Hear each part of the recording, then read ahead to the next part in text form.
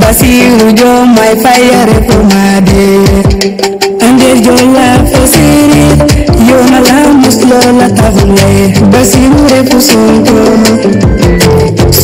refu jo my fay biram penda wagan dugu wagan andi swagan ndano la salmon bitke layanum siri layanum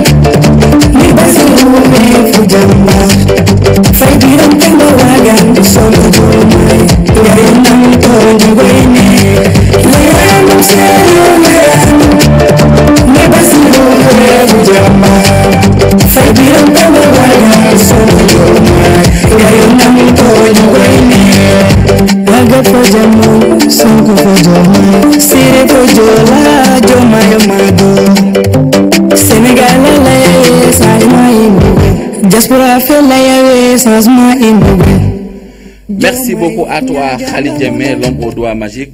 Merci aux auditeurs de Pakao FM. Vous suivez cette radio depuis ce matin et vous faites bien.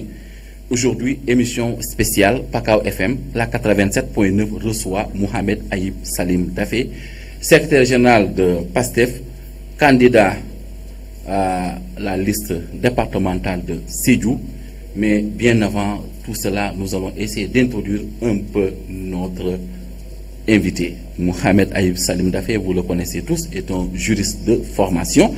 Il a fait une partie de ses humanités ici à Sédhiou. Pour ceux qui ne le savent pas, il a été aussi lauréat du concours général de philosophie en 1998 et il a fait aussi ses études en France. Entre autres, il a participé à beaucoup de cabinets d'audit. C'est un expert dans beaucoup de domaines. Bonjour, monsieur Aïb Salim Dafé. Bonjour, Lamine. Donc, bonjour à tous les auditeurs de Pakao FM ainsi qu'à tous les membres de l'équipe de Pakao FM. Merci pour l'invitation. C'est vrai que toute présentation n'est jamais complète. Si vous avez quelque chose à ajouter, faites-le aussi pour que aujourd'hui, comme on le dit souvent, c'est les fils du terroir que nous offrons en modèle à la communauté. Si nous avons omis certaines parties de vos CV, vous pouvez toujours les rajouter. Bon, très rapidement, j'ai eu mon baccalauréat en 98 ici au lycée Ibou Diallo de Sédhiou.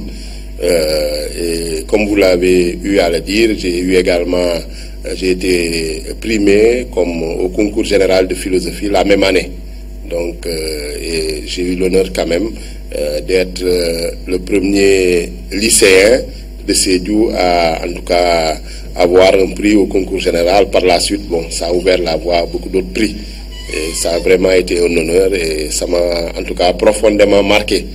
Et également, bon, sur le plan académique, je suis titulaire d'une maîtrise en droit international de l'université Montesquieu Bordeaux 4 et également d'un diplôme d'études approfondies en droit de l'environnement.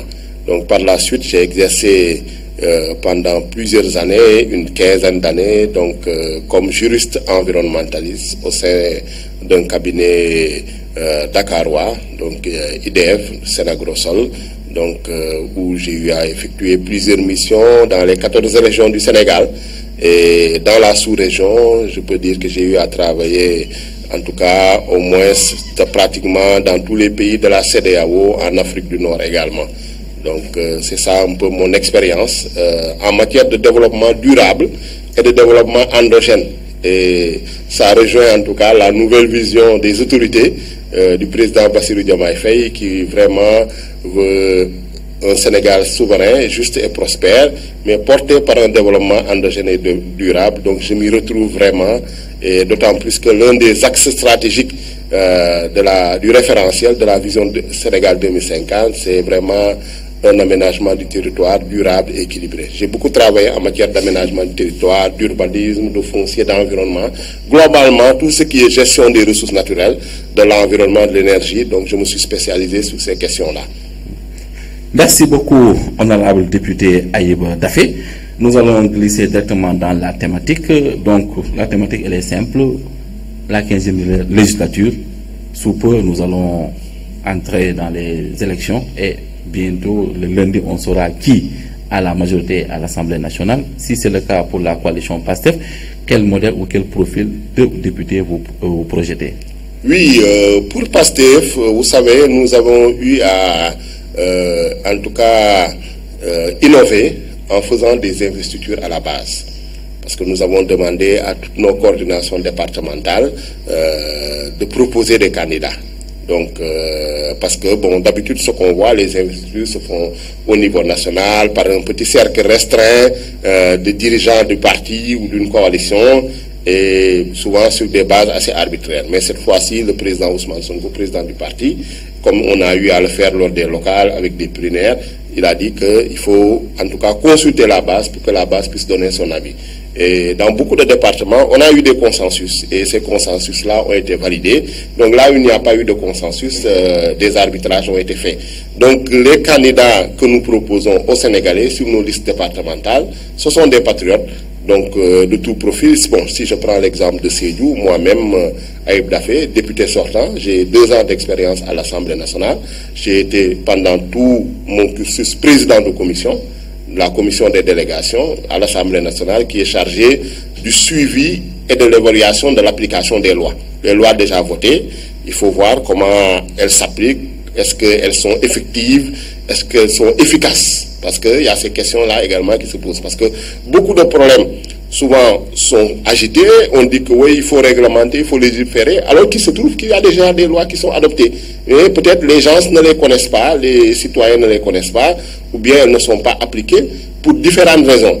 Parfois, c'est parce que la loi elle-même est caduque, c'est-à-dire qu'elle est dépassée.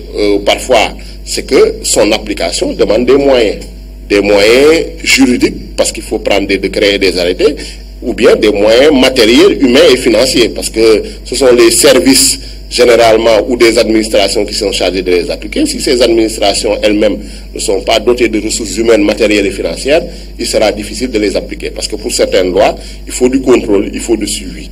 Donc, pour d'autres, il faut des sanctions, que ce soit des sanctions administratives, des sanctions pénales, des sanctions financières. Donc, j'ai eu à occuper le poste de président de la commission des délégations, donc pendant presque une bonne partie de ma législature, avant d'être promu au poste de président du groupe parlementaire de la coalition Yewwi Askan Wi, que j'ai eu à exercer à la suite de Birame Souleye Diop quand il est rentré dans le gouvernement. Donc, je pense que j'ai eu une expérience probante. Je fais partie, en tout cas, des auteurs du nouveau règlement intérieur de l'Assemblée nationale, parce qu'on a travaillé pour modifier le règlement intérieur de l'Assemblée nationale, pour le mettre aux normes, en conformité avec la Constitution, pour réintégrer notamment le poste de Premier ministre. Donc, c'est une expérience quand même enrichissante, avec 2 années où on a eu, en tout cas, à s'intéresser aux questions budgétaires, parce qu'une bonne partie du travail du député, en réalité, c'est la préparation, l'examen et le vote du budget, ce qu'on appelle le marathon budgétaire. Pendant 3 mois, donc entre octobre et décembre, on est absorbé par ces questions-là. Et souvent, effectivement, on nous reproche parfois aux députés de ne pas être trop à la base. Donc on a un peu ce reproche, cette critique qui est faite, qui est juste, mais il se trouve que nous, surtout les premières années du député, quand vous arrivez à l'Assemblée nationale, vous avez beaucoup de choses à apprendre. Et vous êtes obligé d'être assidu, vous êtes obligé d'être présent à l'hémicycle. Il y a un important travail de commission qui est fait, parce que c'est ça qui est le moins visible. Les commissions travaillent, organisent des formations, il y a également des sessions d'information, des sujets où les parlementaires sont interpellés. Et si vous n'êtes pas présent pour votre département, c'est une absence qui peut avoir des conséquences. Donc on est obligé, une bonne partie de notre temps, d'être au sein de l'hémicycle. Donc, pour les autres candidats, par exemple, pour ne pas être trop long, il y a Oulemata Bayo, Madame Thioban, qui est de Diana-Malari. C'est elle la coordonnatrice communale de la section communale de PASTEF à Diana-Malari. Elle est comptable, donc connaît les questions économiques, les questions budgétaires, les questions de chiffres. Je pense que son apport, en tout cas, sera de grand intérêt au niveau de l'hémicycle, et qu'elle a exercé pendant plus d'une 40aine d'années en France. et revenait régulièrement, et elle est rentrée à Tchanamalari, chez elle, où elle est née, pour s'investir, parce qu'elle faisait beaucoup de social, notamment dans le plan sanitaire, en dotant les centres de santé, les postes de santé, les cases de santé, de médicaments, d'équipements pour renforcer leur plateau médical. Elle s'est investie également dans le renforcement des capacités des femmes, notamment les GIE de femmes, les groupements de femmes, la formation, le financement, l'appui. Et c'est ça qui lui a permis, en tout cas, vraiment, au-delà de la politique politicienne, en tout cas, d'être une actrice de développement au sein du PACAO. Et ça, vraiment, c'est quelque chose d'important. Son profil également, c'est un profil, en tout cas, très intéressant, qui peut permettre d'apporter beaucoup au département de Sédhiou. Donc, nous avons comme suppléant Monsieur Ibrahim Sissé, qui est enseignant, et qui est de Djibabouya. Donc, également, dans le secteur de l'éducation, il a eu beaucoup à apporter. Et Madame Sireja Soli, qui gère la case des tout-petits de Guindir. Donc, ce sont en tout cas des profils, à mon avis, complémentaires. Donc, moi, en tant que juriste, Madame Thioban, en tant que comptable, économiste, Ibrahim Sissé et Madame Sireja Soli, qui sont dans l'éducation. Et à cerise sur le gâteau, nous avons une investie sur la liste nationale, ce qui est rare pour Sédhiou, parce que nous avons Sédhiou, généralement, nous nous limitons à nos 2 députés au niveau de la liste départementale. Mais cette fois-ci, nous avons Madame Madame Colline Ndaifatou Mané, qui est enseignante au CM Maneba, donc CM3 de Sédhiou, que tout le monde connaît, et vraiment qui enseignante en maths encore. Voilà, enseignante en maths, dans les sciences. Et ça, c'est extrêmement important. Donc, qui est sur la liste nationale à la 22e position. Donc, ce qui veut dire qu'elle a de très fortes chances d'être députée, et Sédhiou aura 3 députés. Donc, je pense qu'avec des profils vraiment complémentaires, moi en tant que juriste, Madame Thioban en tant que comptable, Madame Colli en tant qu'enseignante. Donc, vraiment, je pense que c'est ça aussi au niveau national. Nous avons investi des femmes, bon, c'est normal, c'est la parité. Nous avons investi beaucoup de jeunes. Donc, il y aura un rajeunissement du personnel politique de l'Assemblée nationale. Nous avons investi des artisans, nous avons investi des Domoudara, nous avons investi des handicapés.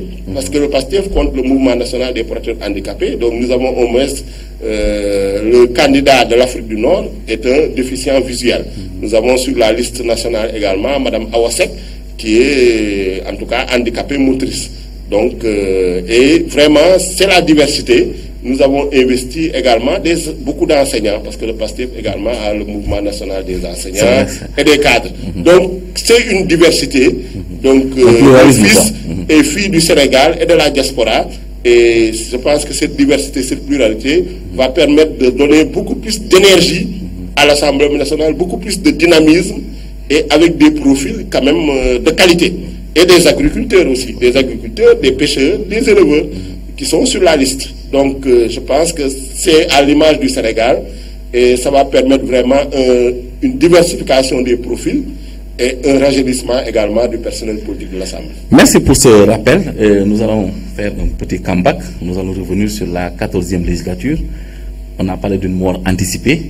On a parlé d'une législature qui allait bloquer un peu l'équipe. De façon générale, quels sont les ingrédients ou bien quels sont les arguments qui ont milité en leur faveur ou en leur défaveur jusqu'à ce que la motion de censure a été prise? La dissolution. Bon, la 14e législature, effectivement, il se trouve que c'est une législature qui a été mise en place en 2022. Les élections ont eu lieu en juillet 2022. On a été installé en septembre 2022. Avec comme caractéristique, comme nouveauté, c'est que pour cette fois-ci, la majorité présidentielle n'était pas majoritaire, n'avait pas la majorité absolue. Il a fallu que Pape Diop les rallie pour que il puisse avoir une majorité absolue. Bon, finalement, encore cette majorité s'est érodée. Donc, c'était une configuration assez particulière. Donc, en général, on a l'habitude que la majorité présidentielle ait une majorité écrasante au niveau de l'Assemblée nationale, mais cette fois-ci, ce n'était pas le cas. Donc, il n'avait tourné entre 81 et 82 députés. Et la majorité absolue à l'Assemblée nationale, c'est 83 députés. Donc, la majorité qualifiée, c'est avoir au moins 99 députés. Donc, il y avait déjà cette configuration. Donc, 3 grands groupes parlementaires, le groupe Benno Bokk Yakaar, avec 82 députés, le groupe Yewwi Askan Wi qui tournait autour d'une cinquantaine de députés, et le groupe du PDS, Liberté, Démocratie, Changement, autour de 25-26 députés et d'autres non inscrits. Donc cette configuration a fait qu'il y a un certain nombre d'instabilités, et c'était dans une période aussi préélectorale où on préparait activement l'élection présidentielle de 2024, avec beaucoup d'incertitudes liées à la question du troisième mandat, liées à la question de l'élimination, en tout cas, ou bien de la répression de Pastef pour empêcher Ousmane Sonko d'être candidat, ou bien, en tout cas, empêcher Pastef d'avoir un candidat à l'élection présidentielle. Donc, une répression très féroce, sanglante, qui a eu lieu. Et ça a beaucoup marqué la législature. C'est une législature qui a connu beaucoup de tensions, beaucoup de heurts, beaucoup de troubles, avec souvent, parfois, nos contradictions. C'est normal, l'Assemblée nationale, toutes les assemblées nationales, tous les parlements ont ces contradictions, parce que l'Assemblée nationale aussi, c'est pas des enfants de cœur. On vient là-bas, chacun porte ses arguments, chacun porte également un peu ses principes et ses convictions. Mais là, souvent, il y avait des contradictions et parfois, c'était mal géré par, en tout cas, le président de l'Assemblée nationale qui faisait souvent intervenir la gendarmerie, ce qui donnait une très mauvaise image de la démocratie sénégalaise. Et globalement, ce qu'on a noté, c'est que c'est une législature qui laisse un goût d'inachevé, puisqu'elle n'a pas pu arriver à son terme, puisque le président de la République a usé de l'article 87, et ce qui est tout à fait normal, parce que l'élection législative, quand elle a lieu 2 ans avec la présidentielle, quand un nouveau président arrive, forcément, il a besoin quand même de travailler avec une majorité, et l'Assemblée nationale qui était là n'était pas dans les dispositions de travailler, de collaborer harmonieusement avec le président de la République et le nouveau gouvernement. Donc on a vu beaucoup de blocages, beaucoup d'obstructions. Déjà nous, quand il s'agissait de l'ancien régime de Benno, donc on bloquait nos initiatives, tout ce qui était commission d'enquête parlementaire, ça n'a jamais été examiné, nos initiatives législatives, les questions orales, les questions d'actualité, faire venir le gouvernement à l'Assemblée nationale, ça n'a eu lieu qu'une fois. Mais nous avons pris beaucoup d'initiatives, que ce soit la motion de censure à l'époque, les déclarations de politique générale. Donc, c'est une Assemblée nationale quand même, c'est une législature où, en tout cas, on a pris beaucoup d'initiatives pour faire vivre la démocratie sénégalaise. Les députés, en tout cas, de l'opposition et du PASTEF, en général, ont porté le combat de la démocratie sénégalaise. Parce que les autres, disons, entités de la démocratie, les partis politiques, les leaders politiques, la société civile étaient étouffés. Même les médias, voilà, ils étaient bâillonnés. Donc il n'y avait que nous les députés, parce qu'on était censés disposer de l'unité parlementaire, qui pouvions en tout cas agir à notre guise, même si aussi il y a eu beaucoup de répression, parce qu'il y a eu beaucoup de députés aussi qui ont été emprisonnés, arrêtés, pour des motifs assez futiles. Mais c'est une période... Ça nous permet même de glisser dans l'affaire par Massata Samb et l'affaire d'Amin Ndiaye. Voilà. Donc, malheureusement... Ça pouvait être géré autrement, je pense. Voilà, ça pouvait être géré autrement. Bon, malheureusement, il y a eu l'emprisonnement de ces députés-là. Et bien d'autres, d'autres députés de PASTEF aussi ont été gardés à vue, ont été arrêtés également. Que ce soit Cheikh Thioro Mbacké, notre président du groupe parlementaire Birame Souleye Diop a fait l'objet de plusieurs arrestations, des emprisonnements. Donc c'était quand même une législature assez mouvementée, même si par-ci par-là quand même nous avons porté beaucoup d'initiatives, il faut le reconnaître. Il n'y a jamais eu autant de questions écrites adressées aux ministres, il n'y a jamais eu autant d'initiatives en termes de lois, de propositions de loi, il n'y a jamais eu autant de propositions de création de commissions d'enquête parlementaire. Les commissions également ont fonctionné, parce qu'à l'Assemblée, nous avons 14 commissions, donc, qui sont un peu les interlocuteurs des ministres au niveau de l'Assemblée. Par exemple, je donne un exemple simple, la commission énergie et ressources minérales. Donc, c'est l'interlocuteur du ministre de l'énergie et des ressources minérales au niveau de l'Assemblée nationale. Donc, en tout cas, c'est vraiment une assemblée, une législature quand même enrichissante. Nous avons beaucoup appris. surtout dans le cadre du marathon budgétaire, surtout aussi dans vraiment l'interaction qu'il y a eu, donc les débats contradictoires, parce que souvent l'Assemblée était assez monotone, parce qu'il y avait une majorité écrasante. Bon, l'opposition se disait, bon, c'était pas la peine, parce que bon, de toute façon, les lois passent automatiquement, mais cette fois-ci, il y avait des chances quand même de bloquer en tout cas certaines initiatives qui n'étaient pas dans l'intérêt des Sénégalais. Même si malheureusement aussi il y a eu beaucoup, disons, d'alliances contre nature, puisque certains de nos alliés avec qui nous étions allés ensemble à l'Assemblée nationale, que ce soit ceux de Tahaou, que ce soit ceux du PDS, n'ont pas toujours joué le jeu de l'opposition. Et souvent ils sont allés donc ils ont été des alliés objectifs de la majorité au pouvoir.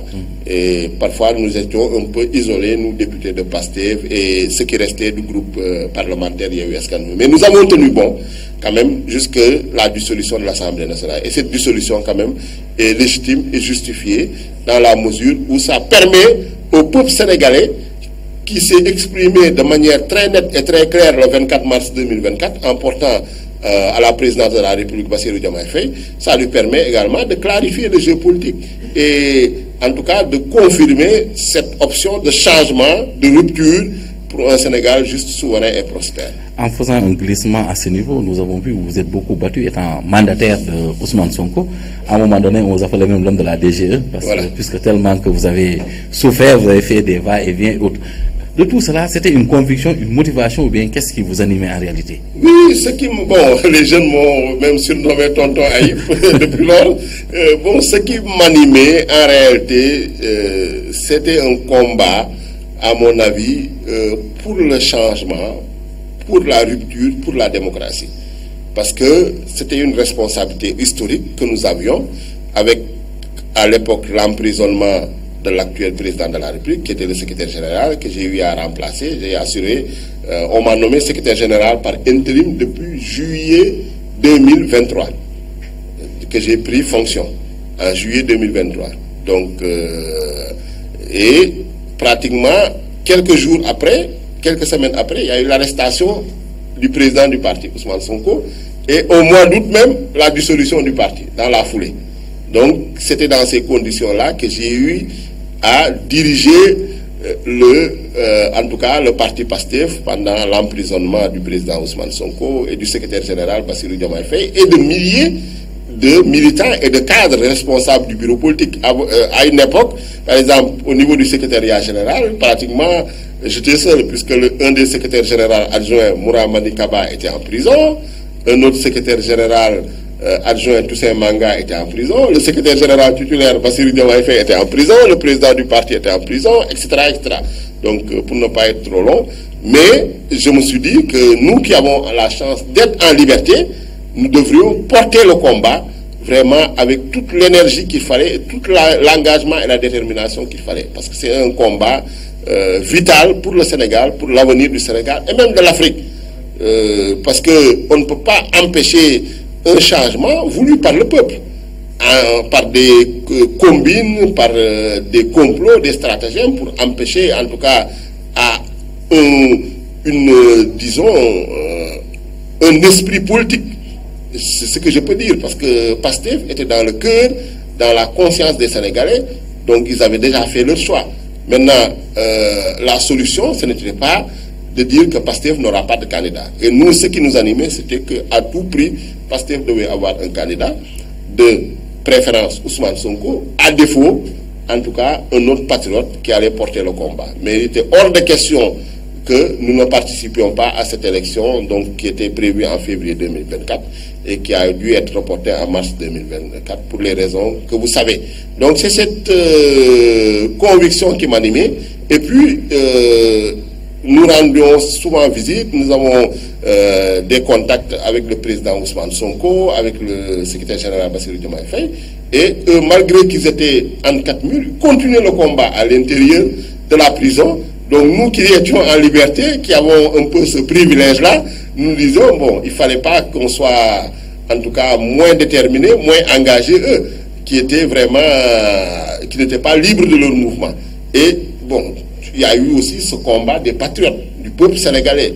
Donc avec le prix lourd qui a été payé, des morts, des blessés, des personnes emprisonnées, qui avaient porté leur espoir sur nous, qui étions en liberté, qui étions dehors. Donc c'est ça qui m'a animé, cette détermination, cet engagement, pour dire que, en tout cas, quel que soit le prix que nous allons payer, nous allons porter ce combat-là. Il s'agissait d'une chose très simple, la liberté d'être candidat dans un pays, dans une démocratie. Et pour moi, c'était élémentaire. Bon, ce qu'on nous refusait, c'était vraiment des futilités, des fiches de parrainage, par-ci, des attestations pour le paiement de la caution. Donc, mais notre détermination a payé. Parce que malgré tout ce qu'ils ont pu poser comme obstacle, nous avons réussi à déposer la candidature du président Ousmane Sonko, nous avons réussi à déposer nos parrainages de députés et à faire le parrainage citoyen. Et malheureusement, la candidature du président Ousmane Sonko a été injustement écartée suite à, en tout cas, une instrumentalisation de la justice. Mais quand même, la candidature de Bassirou Diomaye Faye est passée. Et le peuple sénégalais, quand même, a assuré. Donc, il faut rendre hommage au peuple sénégalais, rendre hommage aux patriotes et quand même à la clairvoyance du président Ousmane Sonko. Parce qu'il aurait pu dire, c'est moi ou le déluge, moi ou le chaos, mais vraiment, il a mis les intérêts du pays, du Sénégal, au-dessus de sa propre personne. Vous avez mené un combat difficile dans un cercle de feu. La tempête est passée, la tornade, vous avez tout subi.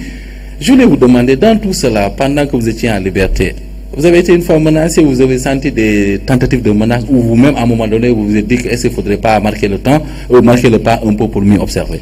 Oui, bon, vous savez, quand vous êtes dans ce contexte, effectivement, c'était un contexte assez dangereux. On pouvait être arrêté à tout moment. On a été gazé plusieurs fois. Et pour l'anecdote, même j'ai reçu une balle à blanc. Donc j'ai gardé les cicatrices. Donc c'est des choses qui arrivent quand on est dans le combat politique. On a fait l'objet de menaces, d'intimidation, de toutes sortes. Bon, le fait que de nous empêcher d'entrer dans un service public, c'est une menace. En tant que député, en tant que citoyen, un service public qui est ouvert à des horaires normaux, donc on vous dit non, vous ne rentrez pas. Donc déjà, c'est une entrave à votre liberté. Donc, mais on s'est dit que c'était le prix à payer, en tout cas pour que la démocratie sénégalaise puisse survivre, parce que nous avons la forte conviction que nous avions raison.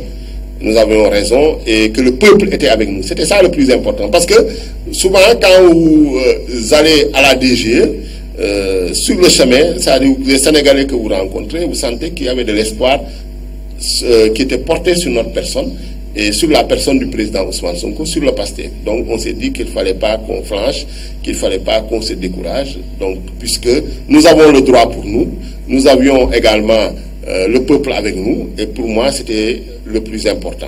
Donc malgré quand même les conditions, les menaces sur notre liberté, sur notre sécurité et même sur notre intégrité physique. Mais bon, c'est également le prix à payer aussi parfois en politique. Je rappelle que vous suivez les zones de Pakao FM et nous recevons à l'instant Mohamed Ayib Salim Dafé, secrétaire général du parti PASTEF, candidat à la liste départementale de la coalition PASTEF de Sédhiou. Entre autres fonctions, nous avons débattu de plusieurs questions. Comme nous l'avons dit dès le départ, nous ne pouvons pas ouvrir l'antenne, mais nos numéros sont disponibles. Si vous avez des préoccupations, envoyez vos messages, nous allons les transmettre. Monsieur Dafé, nous allons glisser parce qu'on a fait le tour des questions nationales. On a eu votre position, vous avez vraiment défendu votre localité un peu partout. Vous avez offert vraiment le modèle d'un député d'espoir et un député du peuple. Ce qui m'amène à vous poser la même question. Nous avons vu que pendant cette petite cohabitation, vous avez toujours porté l'habit des députés, vous avez toujours exposé les problèmes de votre contrée. Est-ce qu'aujourd'hui, secrétaire général national du parti, député à l'Assemblée nationale, c'est le même Ayib Dafé qu'on doit avoir, toujours combattant, toujours auprès de sa population? Oui, fondamentalement, je pense que la posture ne doit pas varier parce qu'un député, c'est avant tout quelqu'un qui, surtout nous qui sommes investis sur la liste départementale, déjà nous avons la confiance du parti qui nous investit. Au niveau local, nous avons également la confiance des populations qui votent pour nous. Et nous devons les représenter dignement. Donc c'est vrai que quand vous êtes député du Sénégal. Mais il se trouve que, effectivement, ce sont les Sédiois en majorité qui viennent vers nous et pour porter des doléances. Donc nous avons eu à porter plusieurs combats, donc la question du DAC de CFA, la question du barrage de Diop-Kounda, le pont entre les deux rives, entre le département de Sédhiou et le département de Goudomp, la question du désenclavement en général de la région de Sédhiou. Parce qu'en réalité, quand nous étions à l'Assemblée nationale aussi, ça il faut le souligner, nous ne portons pas seulement les combats du département, mais de toute la région de Sédhiou. Parce que souvent, ceux de Goudomp, ceux du département de Bunkiling venaient vers nous pour également nous exposer leurs doléances. Et sur les questions économiques, l'emploi des jeunes, l'autonomisation des femmes, toutes ces questions-là, nous les avions portées avec conviction, avec détermination, avec énergie au niveau de la commission. Et vraiment, ça, même les ministres à l'époque de Benno Bokk Yakaar, les députés de Benno Bokk Yakaar, quand même, ont reconnu cela. Et certains l'ont dit même publiquement à la tribune de l'Assemblée nationale pour dire que vraiment, Sédhiou dispose d'un député. Et nous étions vraiment les avocats de Sédhiou, nous nous sommes bien battus. Et je pense que cette posture-là qui doit continuer, la seule chose qui a changé, c'était qu'avant nous étions dans l'opposition. Maintenant, nous sommes au pouvoir et nous sommes comptables de la bonne application des politiques publiques. Nous sommes comptables également du projet politique du président de la République, du Premier ministre et du gouvernement. Maintenant, il s'agit vraiment de la mise en œuvre. Donc, comment accompagner la mise en œuvre du projet, nous, en tant que députés, en informant le gouvernement sur les difficultés, en informant le gouvernement sur les lenteurs, en informant le gouvernement également sur leur recommandant des solutions ou en tout cas des actions à prendre pour améliorer la situation des populations. Donc il y a plusieurs combats encore à mener. La question de l'électrification est toujours sur la table, l'accès à l'eau potable, l'éradication des abris provisoires, l'éducation et surtout aussi la santé, qui est un sérieux problème également dans la région de Sédhiou. Donc la santé des populations et vraiment et le principal combat pour moi, c'est un combat économique. Comment faire en sorte de booster l'investissement public et l'investissement privé à Sédhiou pour permettre de créer de la richesse, créer de la valeur à travers la création d'entreprises, à travers l'ouverture des usines qui seront ouvertes, l'industrialisation, la transformation des produits, des matières premières, et la commercialisation, donc avec des pistes de production. Tout cela sont des combats parce que nous avons eu à faire la tournée dans les 14 communes et nous avons noté que quand même les difficultés sont là, présentes, prégnantes. Les populations ont beaucoup d'espoir, en tout cas en ce nouveau régime-là. Et ils comptent sur nous énormément pour vraiment que nous portions ce combat-là et que leurs doléances puissent être satisfaites. Donc vraiment, je pense que la posture, en tout cas, ne doit pas changer parce que la situation de Sédhiou n'a pas beaucoup varié entre 2022 et 2024. Une seule question autour de ces doléances. Nous allons revenir un peu sur la question de l'arrêt des travaux de la boucle du Boudjé et un peu dans le département de Goudomp aussi. Vous avez donné des explications. Apparemment, sous peu, peut-être qu'avec un peu d'espoir, les chantiers vont reprendre. Mais de façon générale, quelle était un peu l'essence de l'arrêt des travaux? Oui, la question de la boucle du Boudjé, elle est beaucoup plus générale parce qu'elle porte sur le programme, en tout cas, qui finance les travaux de la boucle du Boudjé. C'est le programme spécial de désenclavement, PSD, qui est financé par des fonds anglais, britanniques, essentiellement avec la contrepartie de l'État du Sénégal. Donc, malheureusement, lors du lancement des travaux de la boucle du Boudjé, et ça concerne également la boucle du Pakao, oui, parce qu'elle est dans le même voilà, dans le même programme PSD, des études d'impact environnemental n'ont pas été faites. Bon, moi je suis juriste environnementaliste, c'est mon métier. Donc j'ai eu à réaliser plusieurs évaluations environnementales. Et pour des travaux de cette ampleur, avec l'impact lourd, parce que vous faites du goudron, du bitume sur 80 km, il y a beaucoup de défrichement, il y a des passages d'eau, vous êtes obligé de déplacer parfois des habitations, parfois des activités économiques. Donc, il faut nécessairement, avant le démarrage des travaux, faire une étude d'impact environnemental. Je pense qu'il y a eu un empressement, il y a eu une politisation à l'époque, parce que je me rappelle que c'est à la veille, en pleine campagne électorale, que le ministre des Infrastructures de l'époque, Mansour Faye, était venu pour lancer les travaux. Mais ce qui est injustifiable, inexplicable, c'est pourquoi plus d'1 an après, les études d'impact environnemental n'ont pas été réalisées. Quand le bailleur s'est rendu compte que la réglementation nationale sénégalaise n'a pas été respectée, le bailleur a dit non, il faut arrêter les travaux. On ne peut pas continuer à financer, parce que ce sont des pays qui sont très sensibles à ces questions environnementales et sociales, parce qu'il s'agit d'études d'impact environnemental et social. Même l'indemnisation des populations affectées par le projet, à travers les impasses, le recensement et l'évaluation des impasses, est conditionnée par ces études d'impact environnemental et social, parce que quand vous faites des travaux, il y a ce qu'on appelle le plan de gestion environnementale et sociale. C'est ça qui permet que vous appliquez, par exemple, une question simple qui a été souvent agitée par les populations, la poussière. Et on demande aux entreprises d'arroser régulièrement là où passent des camions pour éviter que les populations riveraines vraiment soient envahies par la poussière. Mais tout ça, c'est financé, c'est budgétisé dans le plan de gestion environnementale et sociale, qui est une partie de l'étude d'impact environnemental et social. Malheureusement, ça n'a pas été fait. Donc, ces études-là sont en cours. Ce que nous demandons, c'est qu'elles soient réalisées qu'elles soient validées dans les meilleurs délais, parce qu'elles doivent être validées par le ministère de l'Environnement, qui délivre ce qu'on appelle un certificat de conformité environnementale, et ça permet vraiment aux entreprises d'être aux normes, aux projets d'être aux normes. Cela n'a pas été satisfait, on n'a pas satisfait à ces conditions-là, et nous avons sensibilisé, nous sensibilisons régulièrement le ministre des Infrastructures, M. Malick Ndiaye, sur cette question-là, et je pense qu'il est dans les dispositions à chaque fois de diligenter auprès du bailleur pour que vraiment ces études soient faites le plus rapidement possible. J'ai eu également la chance de recevoir l'ambassadrice du Royaume-Uni à l'Assemblée nationale, qui était venue me voir en tant que président du groupe parlementaire. Je l'ai également sensibilisé sur la question.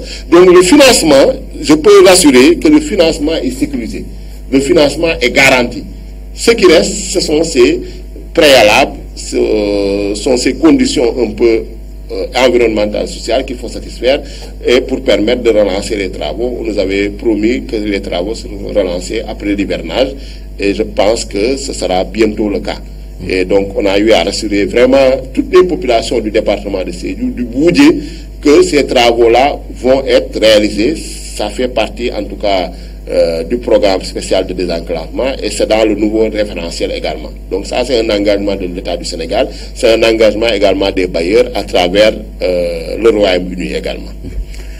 Nous sommes en campagne électorale, c'est bientôt la fin, c'est dans quelques heures. Vous avez entamé ce marathon, vous avez fait le tour presque de votre département. Aujourd'hui, si vous avez à tirer un bilan, quel c'est le bilan? Oui, le bilan, bon, pour nous en tant que politique, il est satisfaisant, parce que nous avons eu, en tant que candidat, nous avons vraiment eu à faire une campagne très intense. Et je donne un exemple simple. On était à Kousi avant-hier, dans la commune de Kousi. On a eu à faire des visites jusqu'à 2 heures du matin. On est rentré chez nous la dernière fois jusqu'à pratiquement 4 heures du matin à Kousi. On est rentré chez nous à Sédhiou, on rentrait à 6 heures du matin ou parfois à 5 heures du matin. C'était le cas dans Bambali, dans le département de Bambali, globalement dans le Boudjé, dans le Diassing et dans le Pakao.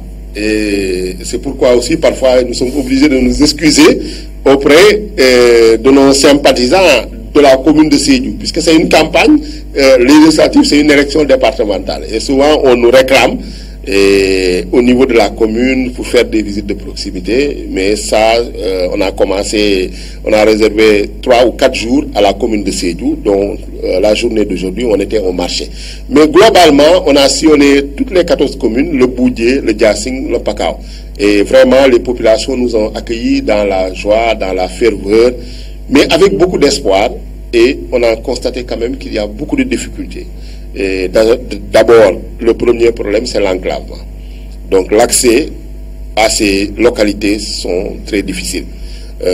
Ensuite, les infrastructures sociales de base. Donc dans beaucoup de localités, il manque encore l'essentiel, ça veut dire l'électricité, ça veut dire l'accès à l'eau potable, ça veut dire le réseau téléphonique et Internet, et également les conditions de vie, la santé, l'éducation et l'activité économique. Souvent c'est l'agriculture où en tout cas les populations manquent de moyens malgré la qualité des terres, la bonne pluviométrie, également la campagne agricole qui a été faite de manière satisfaisante. Parce que tout le monde a reconnu que le gouvernement a fait d'énormes efforts en matière de mise à disposition des intrants, semences et engrais. Mais les populations manquent de moyens pour exploiter, souvent des tracteurs, souvent des équipements moins lourds que les tracteurs, donc pour faire des travaux agricoles, notamment les femmes aussi qui sont dans les rizières. Et l'autre problème, c'est l'accès. Parce que si vous n'avez pas de bonnes routes, de bonnes pistes de production, donc la commercialisation, le transport de vos produits est assez difficile. Donc la question de la santé, la question de l'éducation est également revenue de manière récurrente. Le chômage des jeunes diplômés aussi, il faut le souligner, qui sont vraiment avec des bacheliers, des licenciés, des maîtrisards qui n'arrivent pas à s'insérer.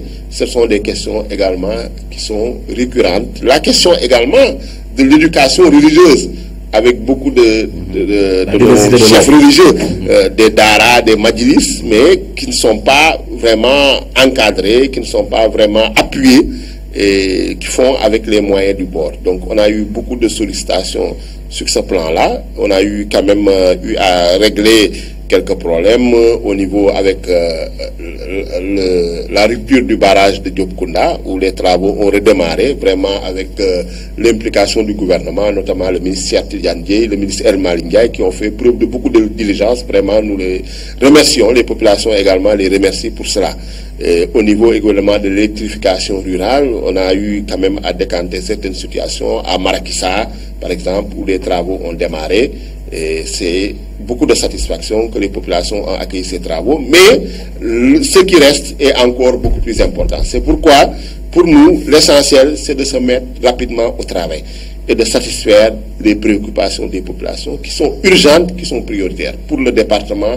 Et je pense que c'est la même chose dans le département de Goudomp, c'est la même chose dans le département de Bounkiling. Ce n'est pas pour rien que l'Agence nationale des statistiques dit que Sédhiou est la région la plus pauvre du Sénégal, même si bon, certains ne sont pas d'accord. Mais le plus important pour nous, c'est d'attirer l'attention des autorités pour leur dire que Sédhiou est une priorité en termes d'aménagement du territoire, en termes d'investissement, pour le mettre au même niveau que les autres régions du Sénégal.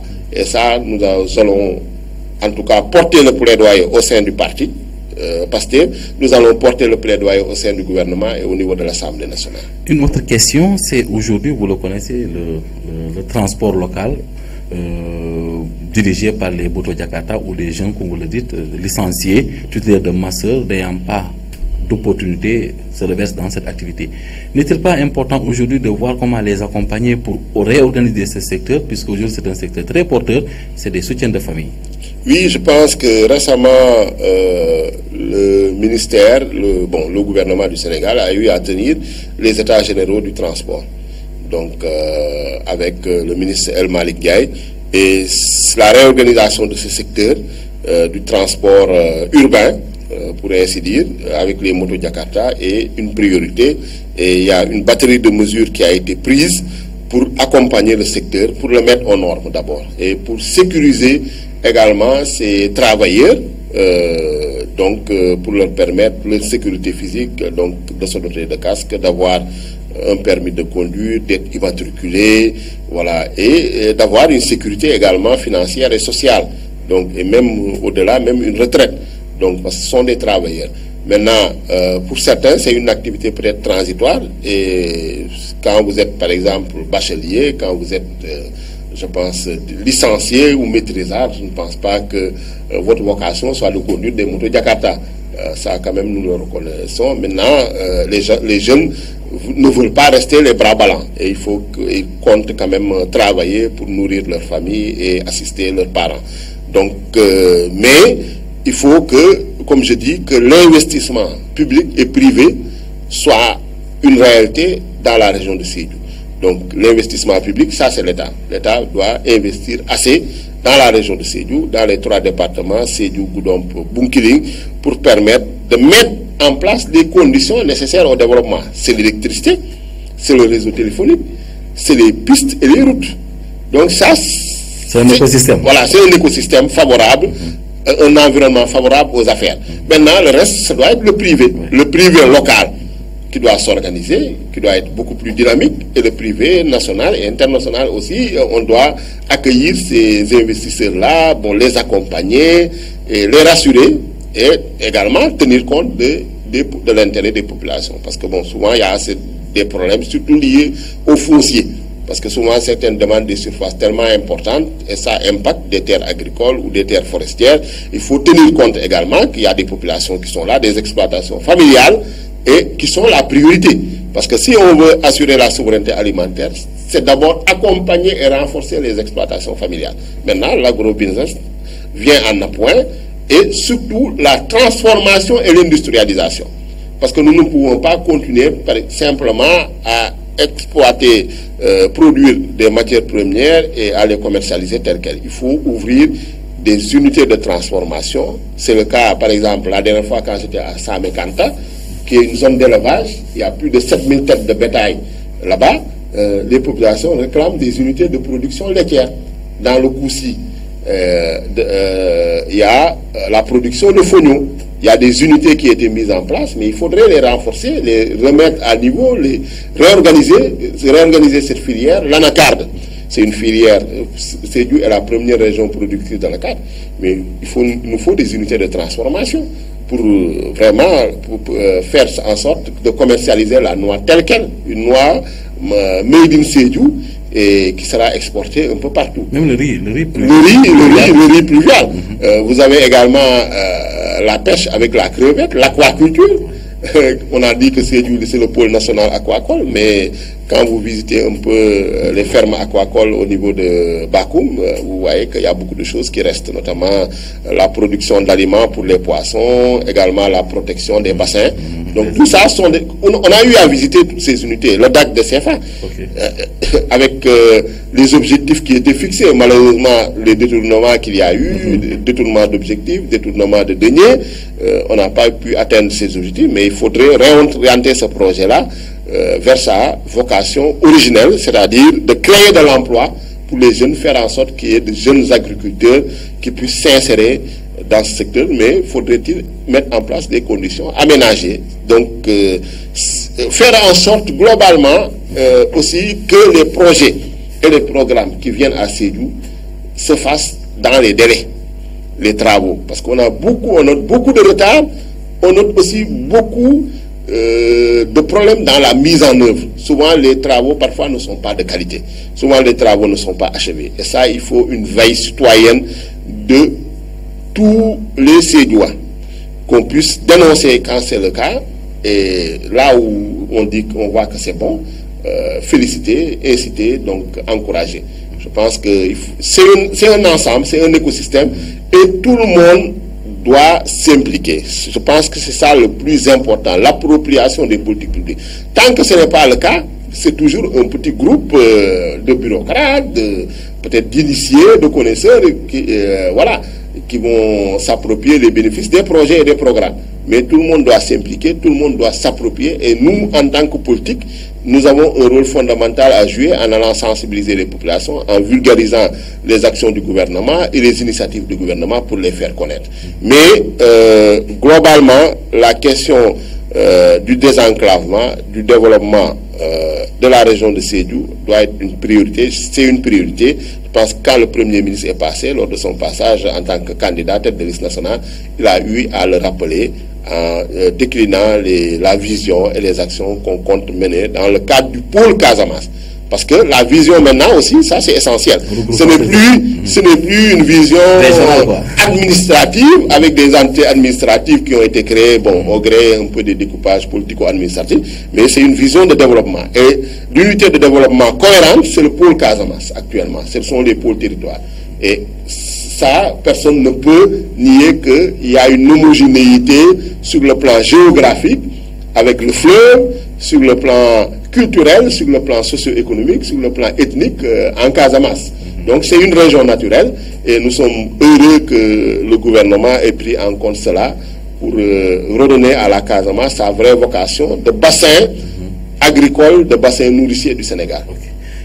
Donc nous allons clore la partie en français, juste que nous allons ouvrir une autre page en langue nationale. Et de façon générale, vous allez faire vos considérations, vos préoccupations et autres avant qu'on ne quitte, parce que nous sommes un peu rattrapés par l'heure. Vraiment, ça a été très pertinent. Donc, assalamu alaikum, bade manikola kamwela binga lunta muswande nyawol kata bi monsieur Ayib Dafeti be ya lonne banko dimuno akete député eltini député ya muntambita bi ko taka bolo fana noma ngaki nanyen comme candidat be ala ngani ofo ane mumba bulu ayafo ngafo no français kan la sa be meduna malika kan ay portante talante yo ay campagne ofo la ko jamal fota butun comme wato mansi a sa be question qui ne poser les non bi atol ko allo sa pour que député ko take deuxième mandat atol la député sifa jumal la assemblée nationale auto abarka Lamine Sédhiou Kolbe konton ko mo be tentu ke mo be jeey ñi na ngamira ñi élection législative député sifa lafta munna don député Moulialon ibe lola i bankoye et député Moulialon ibe kala député Sobeti député Moulialon ibe kala député mulka toñafo Molier, gouvernement Sakundaye, Moulko Tonia Fofana, Bankoye. Donc, Nalia Dié, département de Sédhiou, 14 communes. Commune Taninani, Boudjé, Djassing, Pakao, Ani Sédhiou commune. Fouladou, Fouladou. Fouladou, Pakao. Ni a fo Pakao parce que Fouladou Bidjé, Tonia, Nitata Same Kanta, en une partie de la commune de Djanaba. Kafo Fouladou Pakao, Oumoutouniati. Mais, ni Dinkiral, yé no listoto, yé mo nani le tombo. Enfin, Moulou, Nté, Ayib Dafé, Nté Moussédioun Kolti, de la commune de Sédhiou, Ani, Oulé Matabayo, Ate Moudjana Malaren Kolti, Pakao, Ani, Fana Ibrahima Sissé, Moudjibabou Yang Kolti, dans le Djassing, et Siré Diassoli, Ate Mungindir Kolti, dans le Boudjé.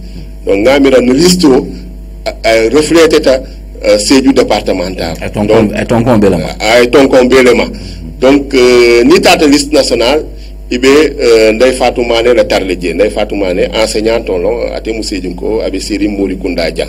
Donc wo député Moulialon en tout cas il est compétence soto il est qualification soto parce que un terme juriste ti nga expérience soto assemblée nationale nga sanji fula lekije donc nga mira mo beyaje nketa président de commission keta fana président de groupe parlementaire à l'Assemblée nationale. Donc expérience o ndiñ bembulu ñin sanju fula mun tambita ni madame Thioban ke ta vraiment ay expérience o soto 40 ans ay keta comptable oti elle a exercé en France à Munuta Janna Malari avec développement kono donc ak musulman koy vraiment formation le fannala ani renforcement de capacité le fannala ni Ndeye Fatou Mané tafana donc atemu karandir lati abe ñin sem Mané ba donc ngamira ñin député Sabo ñina parce que wo fana anane manqué Sédhiou yé député Sabo Soto donc à l'Assemblée nationale député Fula Moulbe liste départementale et député Kiling Moulbe liste nationale. Donc, wo be Sédhiou kan jangi halale. Wo fana Sédhiou Kolia Kou Sédhiou Detol ici atale. Ni tata courant la fannala. Ani fana Dio la fannala. Seno la fannala. Réseau la fannala. Wo bebe Kering wodeto kol yakuo bebe kering Sédhiou département surtout musol fana batata bakel donc i que mun doko i ka ke symbole donc imam moyen soto imam machine soto imam financement soto funding kel mu be kering wolon doko soto balia donc chômage be siaring fana dans le département de Sédhiou donc ngamira be mun kela que mu nekkee au niveau de la 14e législature parce que nga Sédhiou département fasa nga nakatoke pour que Sédhiou doléance o nga futandi Masakunda donc voilà le rôle du député nga mira ñina également avec ñin député Sobé mu kata madame Thioban ali madame Koli be ne vraiment rôle o kafula no luña fana ba bambandila pour que Sédhiou quand même account jangiya alma la fi député lu mbekelo ke l'Assemblée nationale non man la fi député mu be sirin que bulo ko si ou bien mu bitala je te fin fola député sifa non ou que molne député mul yalo be ku jaw ya fola donc o moment la fi wala lafte munna wala député mul yalo be Sédhiou le combat porté là au niveau de l'Assemblée nationale et nga mira ye député mul tombo candidat mul tombe ni listoto kekendo ani musuku ndol le budget donc vraiment jikko budget ne jikko fana ba Sédhiou Nkol kan parce que tata daming au niveau du département Boudjé Diassing ani Pakao Fuladu Pakao en tout cas molbe wakilta molbe fankata pour que ñin listo voter et ngamira ye woleke en 2022 parce que 2022 Pastef le gagné Sédhiou département il y a renouvelé fana le 24 mars 2024 donc ngamira Sédhiou département il a fait changement là donc était muru le coma fana ñin 17 novembre 2024 ñin dimanche mu bina la kundi la simu muta quoi non était kundi la yesu muta donc ngamira inshallah ni ala sonta en tout cas nga campagne mu ke abeson yala le donc mun tuta donc ni élection yeke kero kono donc mo be ta voter donc ensuite que le meilleur gagne donc mo be wolé douala donc lafta wala inshallah que mo be konton que mo be tentu que mo be jey ayib ntolle be tentu be jey la kan campagne lo bi lo be banna yela tawnta nati dan ko molma be tentu be jey la Pakao FM be tentu la be jey la mu ngi na directeur to Bakary Konta be tentu la be jey la ben technicien xali jeme tentu la mba jey la be le staff o tentu la mba jey la parce que effort baleke pour vraiment ngani rendez-vous décroché no mu keta Cheikh Tidiane Djedjouti ana le staff ni Sekou Janko Diatta be tentu be jey la mbal tentu la mba jey la be douala mun na dron élection e ke kayro kono no bo kayro kono be antenne bu la xali jeme ma mba fa auditeur le côté ke et si kan la moy inshallah émission do fana benal côté ke fo jande be la élection kon ala baraka merci beaucoup ala baraka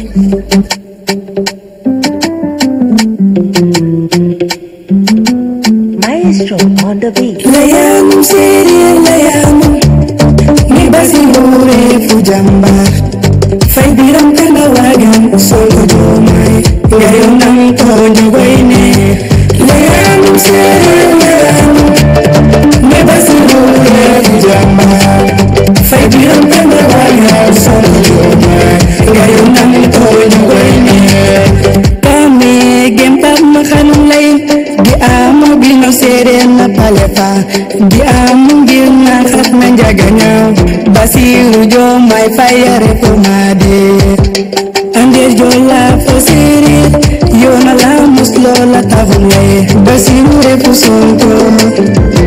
Sonko refu Diomaye